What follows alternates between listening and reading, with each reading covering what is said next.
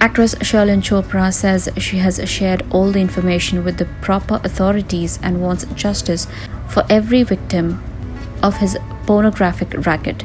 Sharlene recorded her statement with the property cell of the Mumbai crime branch in the porn case, of which Raj Kundra is allegedly the key conspirator. He is currently in judicial custody. While interacting with us, the actress said, कल मैं तकरीबन 11 बजे के आसपास property cell पर गई थी और लगभग रात के 8 बजे तक पूछताछ चलती रही।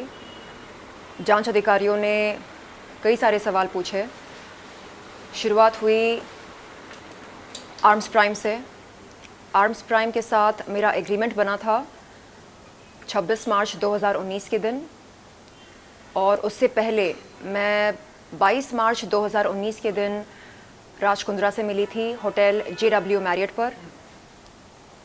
उस मुलाकात में किस तरह की बातें हुई, एग्रीमेंट के टर्म्स एंड कंडीशंस क्या हैं, एग्रीमेंट के चलते कितने वीडियोस बने, वीडियो शूट के दौरान कौन कौन मौजूद थे, कंटेंट क्रिएशन में कौन कौन शामिल थे, ये सारे सवाल मेरे सामने रखे गए।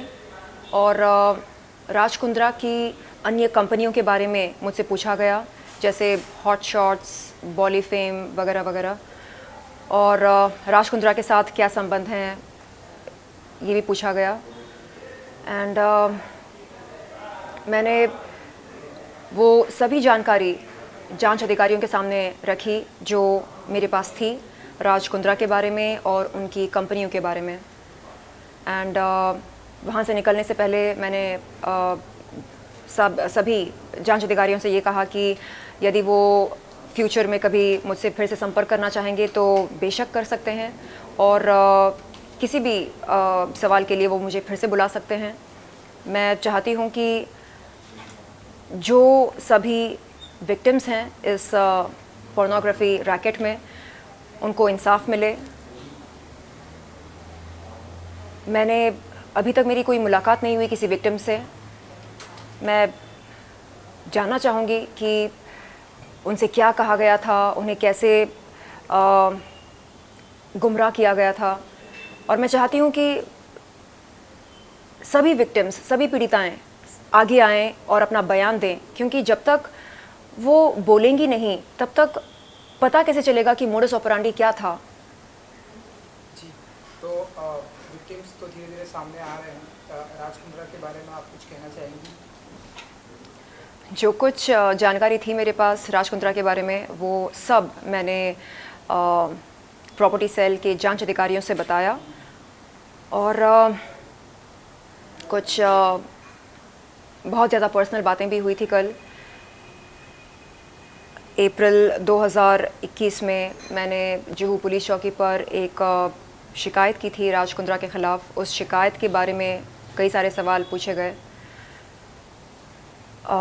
राज कुंद्रा मेरे घर पर कितने दफ़ा आए, कितनी बार आए और क्यों आए, क्या बातें हुई हमारे बीच में, ये सारे सवाल भी पूछे गए थे।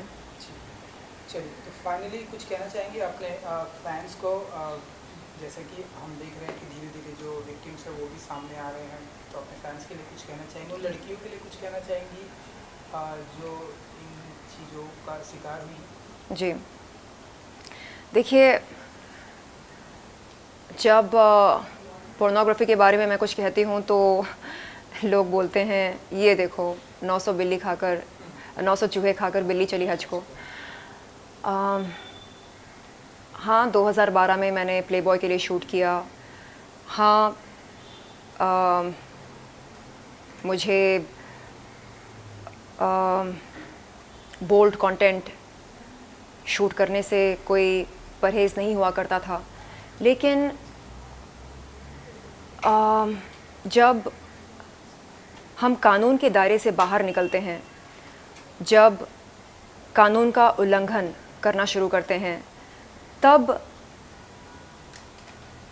हमें खुद से सवाल करना चाहिए कि क्या जो हम कर रहे हैं वो सही कर रहे हैं या नहीं। जिनको पोर्नोग्राफी का शौक़ है वो बेशक करें, देश के बाहर जाकर करें, लेकिन देश के अंदर रहकर देश की भूमि पर यदि आप पोर्नोग्राफी को बढ़ावा दे रहे हैं तो ये कोई भी अथॉरिटी बर्दाश्त नहीं करेगी। तो मेरा उन ट्रोल्स से ये कहना है जो बोलते हैं कि ओहो पोर्नोग्राफी तो हम सब देखते हैं, इसमें क्या बुराई है। अगर आपको देखना हो आप देखें, लेकिन आप ये ना भूलें कि टेलीकम्युनिकेशंस डिपार्टमेंट ने 2005 में सभी पॉर्न वेबसाइट्स पर बैन लगाई थी। गवर्नमेंट ऑफ इंडिया हमें इजाज़त नहीं देता कि हम किसी पॉर्न वेबसाइट पर जाकर पॉर्न देखें।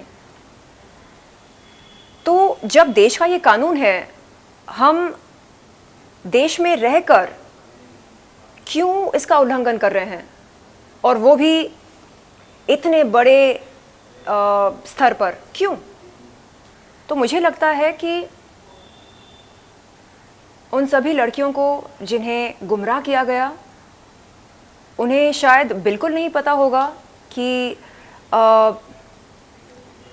पोर्नोग्राफी से संबंधित हमारे देश में क्या रूल्स हैं और उन रूल्स को फॉलो नहीं करने का अंजाम क्या होता है। इसे कहते हैं गुमराह करना, यानी ये बोलना कि नहीं नहीं इट्स ओके, चलता है, सब करते हैं, सब देखते हैं, तो जाहिर सी बात है कि ये गलत नहीं है, ये सही है। जब आप इस तरह की जेनेरिक बातें करने लगते हैं तो ये जो नौजवान लड़के लड़कियां होते हैं जो यहाँ पर काम की तलाश में आते हैं, इन्हें लगने लगता है कि ओके, अब अगर राज कुंद्रा ये बात कह रहे हैं कि ये सब चलता है, इट्स ओके, सब कर रहे हैं, तो गलत कैसे हो सकता है। तो वो इस बात को सच के तौर पर स्वीकार करते हैं। एंड यहाँ से शुरू होता है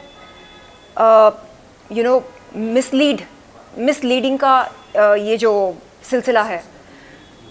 तो मेरा उन सभी विक्टिम्स, पीड़िताओं से ये निवेदन है कि आप आगे आएं और बताएं कि आपसे क्या क्या कहा गया था, कैसे आपको अप्रोच किया गया था, कैसे हॉट शॉट्स ने या बॉलीफेम ने या आर्म्स प्राइम ने आपको अप्रोच किया और आपको इस दुनिया में आकर्षित किया। आप बताएं, तभी पता चलेगा कि मोडस ऑपरेंडी क्या था।